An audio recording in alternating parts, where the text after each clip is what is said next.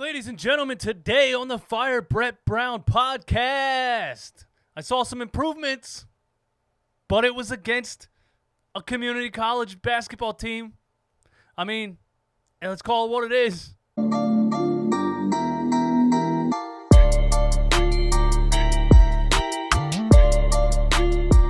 And now, ladies and gentlemen, the Philadelphia 76ers versus the players with brown shirts and gray sweatpants from NBA 2K Park Mode. Listen, man, the Washington Wizards, oh man, can I just be positive?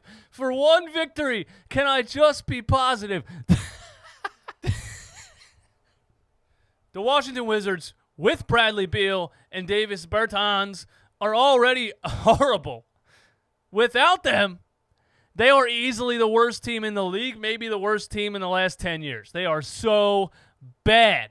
But it's the Philadelphia 76ers, and we don't count anybody out. When bad players who all have a 67 rating on NBA 2K wake up in the morning and remember that they're playing the Philadelphia 76ers, they get a big smile on their face, and they say, woo, we're about to have a career day, boy. About to be a career day. We're playing the Sixers. Let me just list off the names. Troy Brown Jr., Thomas Bryant, Jerome Robinson, Admiral Schofield. I heard that name. I thought I was watching a Civil War documentary. Listen, man, I'm not going to lie to you. A couple of these guys are young bucket getters. I was actually enjoying watching them play the game. Troy Brown Jr. and Jerome Robinson are two young bucket getters. I would honestly love to have them coming off the bench in Philadelphia, to be honest with you. Thomas Bryant isn't too bad. What did he have, 21 and 10 boards? He's got a nice jump shot. He shoots the three-pointer at 43%. I mean, so let me not be unrealistic here. These are NBA players. It's not a Division II college basketball team. These are NBA players, which is the Sixers' problem with teams like this because we don't have any energy. We come out flat. We come out like we don't care. We give no effort. And players like this that you've never heard of can kill you because at the end of the day, they are in the NBA. Good teams win this game by 40 points easily. Your best player is Troy Brown Jr., Jerome Robinson, and Admiral Schofield. No, he's not the best player, but good teams win this by 40. By 30 at halftime. The Sixers, I'm sorry to break it to you guys who still have hope for this season, are not a good basketball team. They're poorly constructed. They're poorly coached. There's no effort. There's no enthusiasm. We won this game because Joel Embiid is a better talent than everybody on the floor. I mean, he's a top talent in the NBA, so we still have him to carry us when we play like shit in games like this. The Sixers continue their horrendous defensive effort, and I can't figure it out because Brett Brown is supposed to be a defensive coach. If you looked at these numbers and how many points we give up in the fourth quarter or the second half or whatever, or against bad teams, and you told me Brett Brown was a defensive coach, I would be like, what are you talking about? Why are they so bad at defense if he's a defensive coach? It doesn't make any sense. The Sixers' defense got penetrated more than Riley Reid working a double shift. You know who that is. Don't act like you don't. I'm so sick of watching this basketball team. Honestly, I'm so sick of watching it. Before I started a YouTube channel, when the Sixers were horrible, 2014, 15, 16, when they were horrible, I stopped watching them halfway through the season. Now, I would still watch them to be truthful, and I would hate everything about it. Losing by 50 points to the Spurs with TJ McConnell and Robert Covington out there, Isaiah Cannon chucking threes, Tony Roten and Luke Bahamute. It was atrocious basketball. I watched it to watch Nerlens Noel because I thought he was going to be good. I don't want to get into all that. It's going to take a long time. I still watched them, but I would turn it off at halftime because I would be like, why am I doing this to myself? This is worthless. But now I keep watching, and honestly, I would have probably turned this game off at halftime because it was so boring and lackluster. I was on the couch like this watching this game. I mean, it was so boring and lackluster, I would have turned it off at halftime, but you guys want me to do post-games, and I'm loyal to my subscribers. I got to give you the goods after the game or the next morning or what have you, so I force myself to suffer through games like this against teams like the Washington Wizards. The Sixers winning games like this in the NBA bubble is like watching ugly strippers. You know what I'm saying? Like, the NBA's back and the Sixers won, so like I guess I'm at least in a strip club, but I'm not enjoying the experience at all. Let's talk about Ben Simmons' injury. Now, Ben Simmons shot a 3 in the beginning of this game, and it was a play that was designed for him to set a screen, pop out to the corner, and shoot the 3. And for some reason, in 4 years, this is the first time I saw Brett Brown call a play like this for Ben Simmons to get open in the corner. If you want the guy to shoot threes, run plays like this where he can shoot threes. Then there was another play a couple series later or the next quarter or whatever where he caught the ball at the top of the key. There wasn't a player within 16 miles. There was deserts and sand dunes in between him and the basket, and he hesitated and dribble drove and forced a turnover instead of shooting it. So one thing I want to do, you guys keep telling me in the comments to take the Ben Simmons jersey off the wall. So here you go.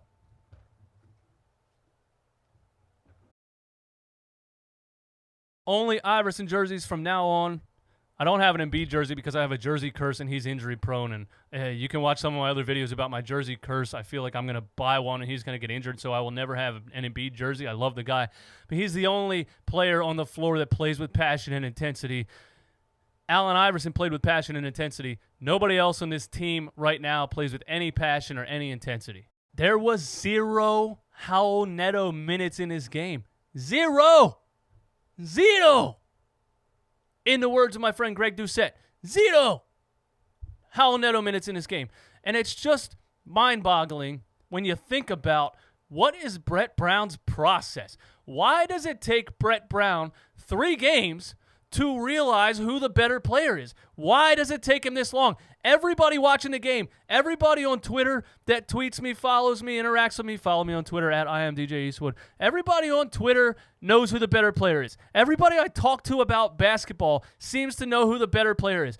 Everybody that knows anything about this game can look at Alec Burks and Raul Neto and know who the better player is. But it takes a professional, experienced basketball coach 3 games to figure out who the better player is. It's unbelievable. Alec Burks is the perfect piece off the bench. He shot 2 for 2 from 3. I don't think he misses. He nails 3-pointers. There was one at the top where he was going to come around the screen. They went under. He was like 4 feet behind the 3-point line, and he chucked it. Raul Neto, yeah, he always has a good plus-minus, but he doesn't shoot the ball. He doesn't give you anything. I don't care about plus-minus. If one more person replies to me on Twitter with a plus-minus stat or in the YouTube comments with a plus-minus stat, I'm going to go off. That's the worst statistic in basketball. Do you understand that? If Raul Neto comes on the floor and the game is tied, and he comes on the floor and Joel Embiid comes on the floor, and the Sixers go up by 12, Raul Neto is a plus 12 now without doing anything. Stop giving me the plus-minus. It's a horrible stat. Stop with the advanced analytics. That's Brett Brown's main problem. That's why I said he's similar to Chip Kelly.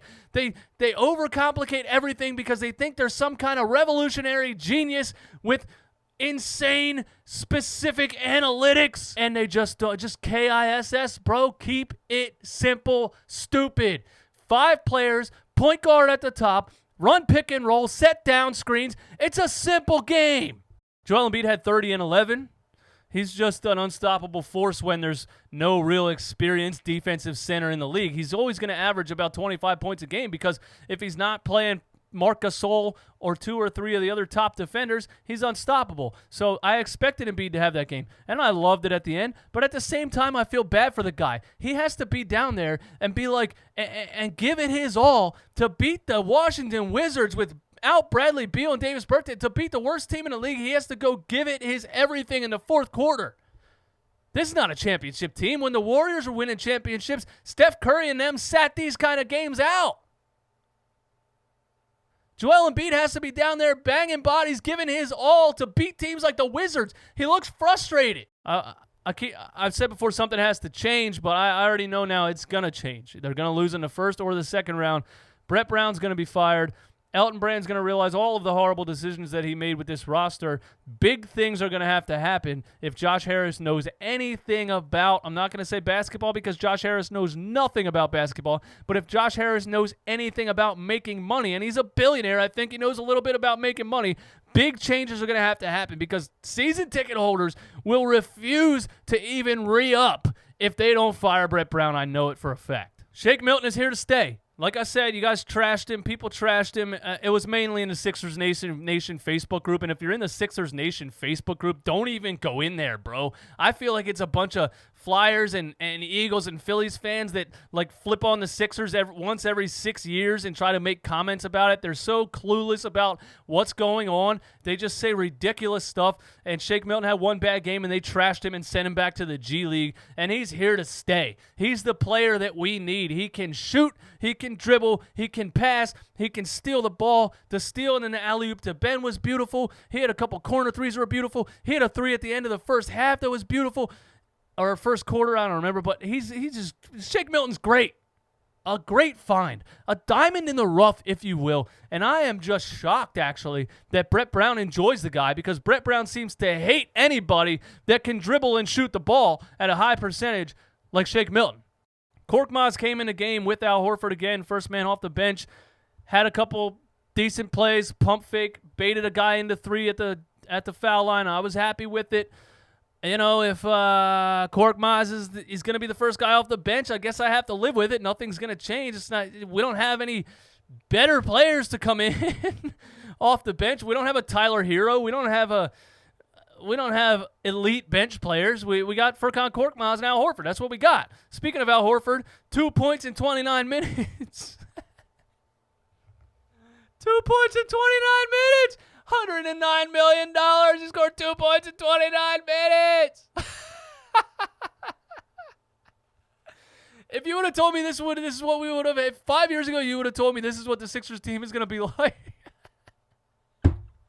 2 points in 29 minutes. Now, he was a plus 18, and the plus-minus stat I don't give a crap about, but he had 10 boards, played okay defense in the second half. Him and Joel Embiid got lit up in the paint in the first half. The pick and roll was killing us all night long in the first half, just like it always does against Brett Brown. It's just, I'm eventually going to make these videos and literally just laugh the whole time. When the offense breaks down and it's just Al Horford and Tobias Harris passing the ball back and forth, trying to take their man one-on-one, like neither of those players have an ISO game. I mean, Tobias Harris should have a little bit of an ISO game, and he doesn't have any. And Al Horford, of course he doesn't have an ISO game. Al Horford dribble moves in an ISO. Like, there's two things I don't want to see in life. Like Lizzo naked and Al Horford ISO dribble moves. I wanted to gouge my eyes out with hot pitchforks, pour acid in them.